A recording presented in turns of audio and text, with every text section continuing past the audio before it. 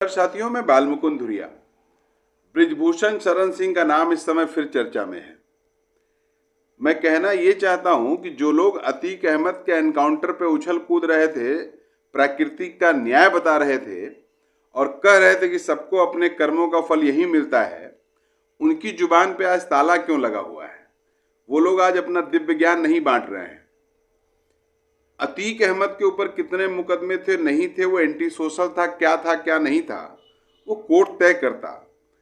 लेकिन उनके साथ जो हुआ, और खास करके उत्तर प्रदेश में, जिस प्रदेश से बृजभूषण शरण सिंह आते हैं, उस प्रदेश में बुलडोजर चलने का बड़ा ट्रेंड है। लोग पूरे देश में माहौल बनाते हैं कि योगी जी की तरह बुलडोजर किसी ने नहीं चलाया। तो क्या ये माना जाए कि सुप्रीम कोर्ट के मुकदमा लिख देने के आदेश के बाद अब बुलडोजर गोंडा की तरफ चलेगा लखनऊ से? ऐसा कुछ होने वाला नहीं है। आज मैं एक विश्लेषण पढ़ रहा था कि देख रहा था कि क्यों मोदी जी चुप हैं अभी तक।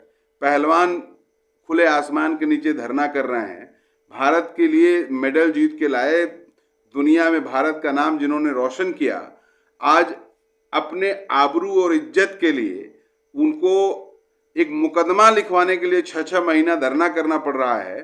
उसके बावजूद भी दिल्ली की पुलिस मुकदमा नहीं लिख रही है, जो माननीय मोदी जी के हाथ में पुलिस है, और फिर कोर्ट का सहारा लेना पड़ता है। कोर्ट कहती है तो मुकदमा लिखो, तब जाके मुकदमा लिखने की बात आई है। दोस्तों, एक बात जान लीजिए, मुकदमा लिखने की बात आई है और नेताजी के ऊपर, सांसद जी के ऊपर, जो भाजपा के आज सांसद हैं, उनके ऊपर पहले से ही बता रहे हैं 40, 50, 60 ऐसे कुछ, गिनती का कोई मतलब है नहीं, मुकदमा 1 हो चाहे 100 हो, लेकिन गंभीर धाराओं में 50 से ऊपर के मुकदमे पहले से दर्ज हैं।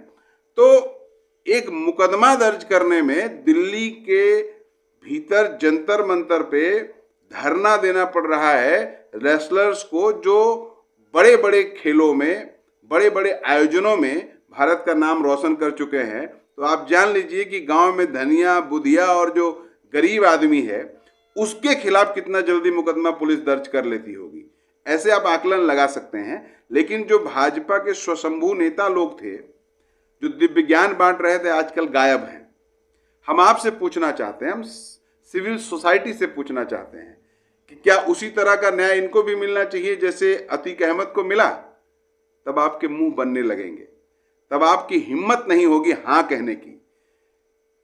सांप्रदायिक विचार कैसे आपके भीतर घुस गया है, ये आप भी नहीं जान पाए, आप भी नहीं समझ पाए कि कैसे उस भांग वाले कुएं की पानी कब आपको पिला दिया गया, कब आप भांग के नशे के आदी हो गए, इसका एहसास नहीं हो रहा है। इसीलिए जब कहा जाता है कि मूल नष्ट किया जा रहा है आपके हर समस्या, आप सोचिए उसी अयोध्या के बगल जहां से बृजभूषण सिंह जी आते हैं, बगल का जिला है गोंडा, उसी अयोध्या में राम मंदिर की निर्माण का जो काम कोर्ट के आदेश से हो रहा है, ये एक बात है कहने की। भाजपा कहती है हम करवा रहे हैं, पूरा देश जानता है भाजपा करवा रही है। कोर्ट इसमें हिडन है, अदृश्य एक भूमिका में कोर्ट है, लेकिन प्रत्यक्ष रूप से कोर्ट ही है, इसलिए कोर्ट कह दिया जाए कि कोर्ट के आदेश से जो राम मंदिर बन रहा है, उसमें जो राम जी की मूर्ति लगेगी, उसकी प्राण प्रतिष्ठा का दिन तय हो गया है। और वो दिन जनवरी में कोई एक 24 या 22 कुछ भी हुआ है, वो 2024 में। क्यों? क्योंकि लोकसभा का चुनाव होगा। ये खाली भारतीय जनता पार्टी जानती है, बाकी पूरा देश ये नहीं जानता है। गजब खेल चल रहा है, सब जानते हैं क्यों हो रहा है। अभी मैं एक आर्टिकल देख रहा था, तो लिखा है कि क्यों मोदी जी बृजभूषण शरण सिंह पे नहीं बोल रहे हैं। पहली बात कि भाजपा के सांसद हैं, दूसरी बात राम मंदिर आंदोलन में उनकी भूमिका है, तीसरी बात अगल बगल के 2-3 जिलों पे उनका प्रभाव है, और एक एक सांसद भाजपा पकड़ रही है। उत्तर प्रदेश में सपा से लड़ना है तो भाजपा को ज्यादा सांसद लाना है दिल्ली में सरकार बनाने के लिए। इसलिए कोई आदमी कितना भी कुकर्म कर ले, भारतीय जनता पार्टी का अगर है तो भाजपा हाथ नहीं डालेगी, क्योंकि भाई दिल्ली भी तो जीतना है, क्योंकि दिल्ली में सरकार भी बना दी है। अगर आप इस पे सहमति देते हैं तो आप अपने बारे में सोचिए, क्योंकि क्राइम करने वाला, गुनाह करने वाला कोई छोटा मोटा आदमी होगा हमेशा ये जरूरी नहीं है। और बड़ा आदमी होगा तो कानून के ऊपर है। मुकदमा तमाम कमजोरों पे लग जाएगा, तमाम कमजोरों के खिलाफ कार्रवाई होगी, लेकिन बड़ा आदमी हो, संपन्न आदमी हो, लोकसभा में जाता हो तो उसके लिए कानून उसकी जूती के बराबर हो जाएगा। जब वो चाहेगा तब उसके ऊपर कार्रवाई होगी। मैं बहुत बहुत धन्यवाद देना चाहता हूं बहादुर रेसलरों को, बहादुर खिलाड़ियों को, जिन्होंने इतना हिम्मत दिखाया। अभी मैं आज उनका इंटरव्यू सुन रहा था कि लोग कह रहे हैं कि अगर ये आदमी बाहर रहेगा तो हमारी जान को भी खतरा है। एकदम 200% सही है। ये सरकार भी देख ले कि जब इलाहाबाद में दिन दहाड़े 3 नौजवान जो 25 साल से कम उम्र के हैं, जिनके घर में चूल्हा नहीं जलता था ठीक से, वो 7-7 लाख की बंदूक से तड़ातड़ फायरिंग करते हैं और लोग कहते हैं कि प्राकृतिक न्याय मिल रहा है, तो ये तो बेचारे पहलवान हैं, ये तो गार्ड वोर्ड भी लेके नहीं चलते हैं, पुलिस अभिरक्षा में भी नहीं है। इनको कोई कुछ नुकसान पहुंचा दे तो इसमें कोई बड़ी बात नहीं है। इसलिए अगर पहलवानों का ये मांग है कि इनकी गिरफ्तारी हो, इनके जो इन सारे पदों पे है उससे इनको बाहर निकाला जाए, इनके खिलाफ कार्रवाई हो, तो ये इसमें कोई अतिशयोक्ति नहीं है। न्याय मिलेगा। कानून जब भी अपने प्रोसीजर में इनको जो भी सजा देगी वो कानून तय करेगी, लेकिन उन कानून के कार्यों को रोक दें, उसको डिस्टर्ब करें, इसके लिए तो इनके खिलाफ कार्रवाई हो। पहलवानों की ये मांग जायज है, लेकिन सबसे बड़ी बात है जो पूरे देश में रेडियो पे मन की बात करते हैं, धरना देने वाले लोगों के चिल्लाने की आवाज भी उनको सुनाई नहीं पड़ती है। तो ये बहुत ही चिंता का विषय है। इसको आप भी मंथन करिएगा, ये सोच के कि कोई क्या है, कोई क्या है, सही मायने में क्या होना चाहिए, इस पे मंथन करना आज जरूरी हो गया है। और उत्तर प्रदेश के मुख्यमंत्री के लिए, बुलडोजर बाबा के लिए तो फिर अब काम आ गया है। इनको अपना बुलडोजर लेके निकल जाना चाहिए और पूरा एकदम एक्शन में आना चाहिए। लेकिन ये सपना है, इसको देखिएगा भी मत, ये पूरा नहीं होने वाला है। वो अगर मुलजिम कोई जुनैद होता, कोई जुबैर होता, तो बुलडोजर निकल जाता, चलता। यही सांप्रदायिकता है जो सरकार ने जनता के भीतर भर दिया है, अपने कार्यों से भर दिया है।